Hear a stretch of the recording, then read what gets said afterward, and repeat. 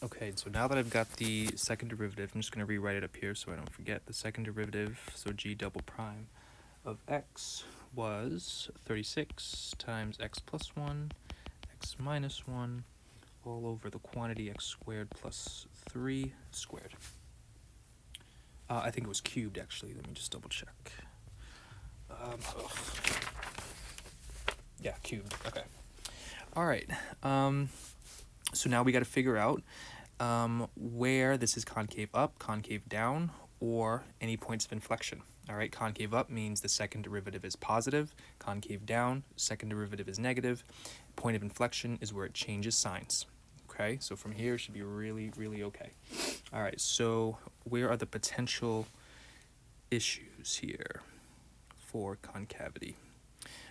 So the bottom will never be 0 or undefined, so that's fine.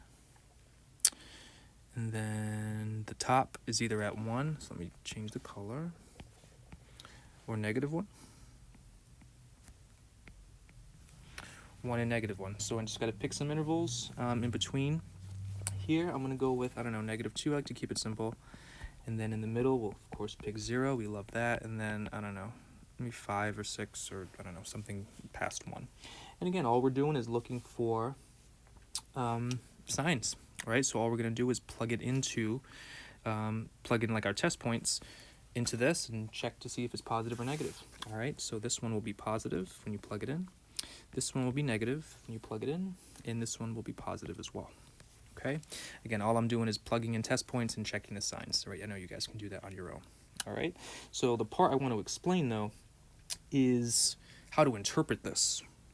All right, so the first thing is, and I want you to write this with me, so g of x is concave up on, well, what would this interval be? This would be from negative infinity all the way to negative 1, right? That's where you've got a positive second derivative. The function is concave up, all right? That's also happening over here. So g of x is concave up on 1 to infinity. All right, that makes sense. It's very clear from our analysis here. And then from here, g of x in the center is concave down on the interval, I guess, in between, so from negative 1 to 1. You've got concave downward behavior happening, all right? And it looks like we have 1 point of inflection. Actually, no, I think we have 2. Yeah, we have 2 points of inflection because we have 2 changes in the signs. So if you go, laser time.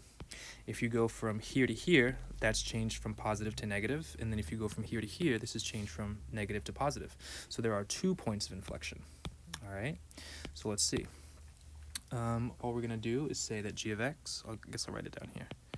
G of x has 2 points of inflection.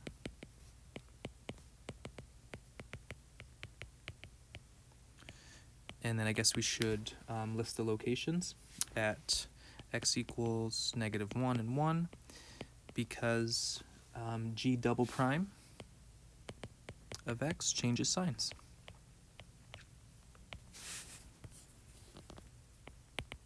Okay, all right. I think that's all you're going to need from me.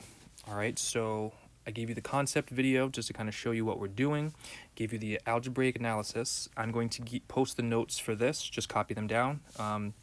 It's just basically explaining what we just did here, and then I'll give you the solutions to this page. What is this page? This is page 8.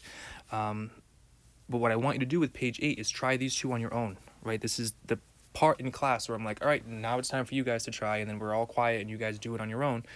It's the same concept, but when you're ready to check or if you get stuck, just refer to my solutions. Okay, I'm going to post them all right now. I'm trying so hard to get this done by 6 o'clock. That's what I think I said 5, but yeah, that's out. There's no way I can get this done by 5 every day, but 6 is the time limit, all right? Yeah, so try these 2 problems. I'll post the solutions that you guys need.